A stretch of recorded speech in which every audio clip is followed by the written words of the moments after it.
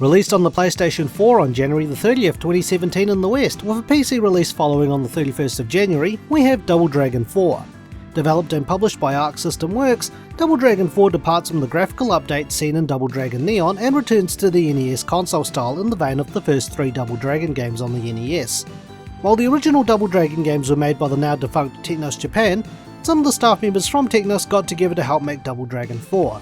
The Double Dragon series has traditionally been side-scrolling beat-em-up games and was one of the series that defined the genre, and for this review I'll be reviewing the PC version of the game. Taking place after the events of Double Dragon 2 The Revenge on the NES, which had a more positive ending than its arcade release and most subsequent ports, the Double Dragon brothers Billy and Jimmy Lee have set up martial arts dojos around America teaching their Sosetsu Ken techniques. On the way to one of those dojos, they get attacked by a mysterious group known as the Renegades who have teamed up with the remnants of the Black Shadow Warriors to finish off the brothers once and for all. Now there's been a bit of confusion in regards to the release of this game and the Double Dragon timeline, so to clear this up, the series began with Double Dragon. Next up, the events of Double Dragon 3 The Sacred Stones play out, and then after that, the events of Double Dragon 2 The Revenge takes place. Double Dragon 4 is a sequel to Double Dragon 2, as Super Double Dragon was known as Return of Double Dragon in Japan and was its own game. Double Dragon 5 The Shadow Falls was based off the animated show in the 90s, and Double Dragon Advance served as a reboot. But is Double Dragon 4 any good? Let's find out with the good. The one thing this game has is the nostalgia factor, and that's reflected by the art style, music and level design. While Double Dragon Neon has its own charms, I grew up with the Double Dragon series on the NES and the Master System port of the first game, and it's nice to see the game return to the style of Double Dragon 2, which was my favourite of the series. New and returning characters make an appearance, and some are given new moves as well. To balance this, Billy and Jimmy have new moves of their own, and you'll see some fan favourites from Double Dragon 2 such as the Hyper Uppercut, High Jump Kick and the Cyclone Kick. The story of the game draws heavily from the style of Double Dragon 2, and overall acts as a love letter to folks who enjoyed the older games. The bonus features of the game were also a welcome addition. Once the story has been completed, a new mode called Tower Mode is added. This new mode initially allows you to pick one of the Lee brothers and fight enemies in the rooms of a tower. As they progress and fight newer and stronger enemies, these enemies get unlocked, and after you're beaten, you can choose to take on the tower as one of those enemies. If you get far enough, you may see some familiar faces from Double Dragon and Double Dragon 3 as well. To add to this, once the character has been unlocked in Tower Mode, you can also select them to play through the story. So that dream of you and a friend playing as two Abobos, or as I like to call it, Abobros, can now be a reality.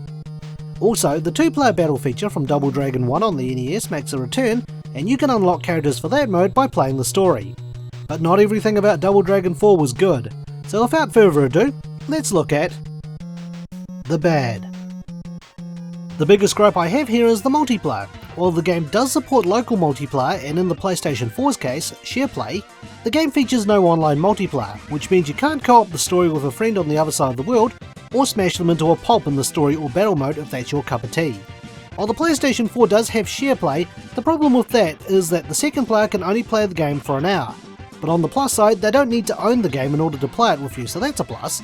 On the topic of pluses, of course both players need to be PlayStation Plus members. I also found the game to be far too easy. The game is very generous with credits and gives you 5, or in 2 players' case 7 credits or continues to use for the whole game. Some levels are very short, and I've been able to beat a few of them in minutes, with all 12 levels being completed in under an hour. If you do happen to run out of credits, you can also choose to continue the game from the level you died at, which removes a lot of the challenge of the game. The game's AI also leaves a lot to be desired, as a lot of the times I'll see the enemy drop off an edge to their death out of their own free will, or have trouble figuring out what they want to do. Not that it matters, since I'll be beating them up anyway.